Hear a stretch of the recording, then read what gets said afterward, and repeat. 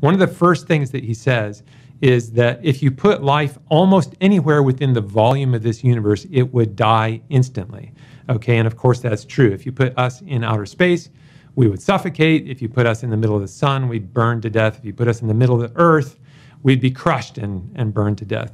Of course that's true, but it's not a very compelling argument. He wants to say that because most of the volume of the universe is not conducive to life, therefore you can't say that this universe was designed for life.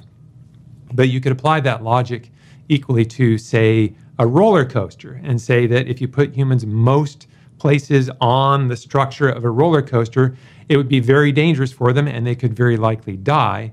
And therefore, roller coasters were not designed for humans. But that's complete nonsense. They were designed for humans, and they were designed for humans to be in the seat with the harness down to hold them in. All the rest of the structure is for the purpose of entertaining humans, and it is designed for the humans to be in one particular place, a very small fraction of the total places within the structure of the roller coaster, and yet it was designed for humans. So that's a simple counterexample that shows how silly the logic is.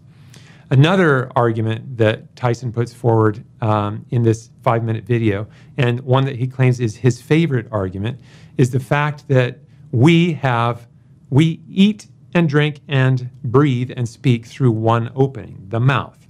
And he claims that this is an example of stupid design because it's just asking for us to choke. The fact that we eat and breathe through the same opening means we could get food lodged in the throat, in the trachea, and we could choke to death, and indeed some people do choke to death. So this has caused death, and he says it's an obvious example of something that an intelligent designer wouldn't do. He says, I'm not asking for much. If you look at porpoises, if you look at dolphins, they've got a blowhole that they breathe through, and they eat through a different opening. So they have 2 different openings, so it can be done. Why wouldn't an intelligent designer have done this with us? Okay, and for that reason, he says, that tells you that we weren't intelligently designed.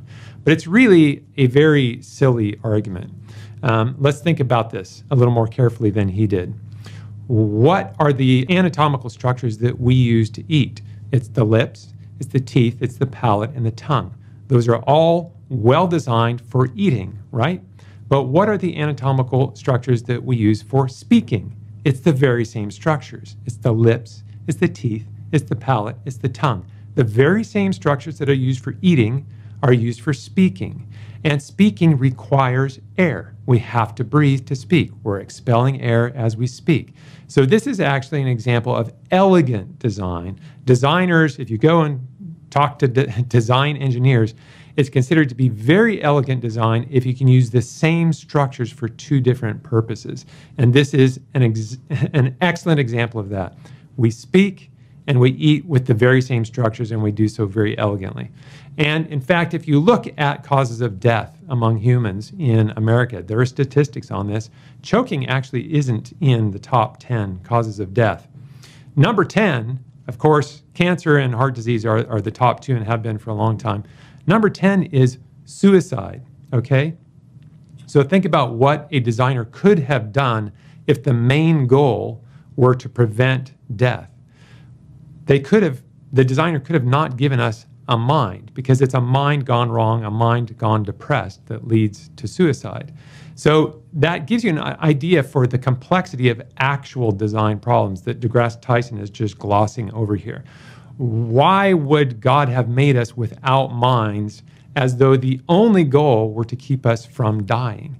Evidently, that wasn't the only goal. Evidently, he has higher goals, and a mind, giving us minds, is an important part of the higher goal, and there is a cost to that. And some minds go wrong, and some minds kill others, and some minds kill themselves.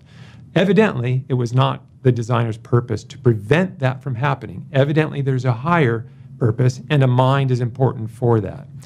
So that brings up a key aspect of design that deGrasse Tyson has glossed over, and that most of these arguments gloss over, and that is design always involves the weighing of multiple objectives, and it always involves trade-offs, right? If you look at a smartphone, people and smartphone sizes have gone up and down, right? Because people, on the one hand, want them to be small enough to put in their pocket and to be easy to carry around.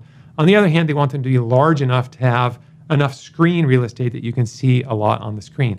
And you can't have both, ultimately. You can't have a large screen and a small size that fits in your pocket. So there's a trade-off.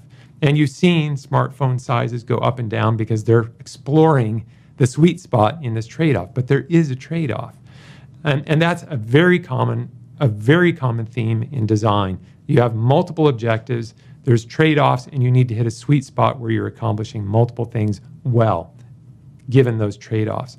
Completely ignored and completely glossed over by deGrasse Tyson when he talks about, the problem of choking causing death. A lot of things that are a part of us are going to cause risks and are going to cause death. Evidently, the designer was willing to make us that way, and evidently that fits within his higher purpose.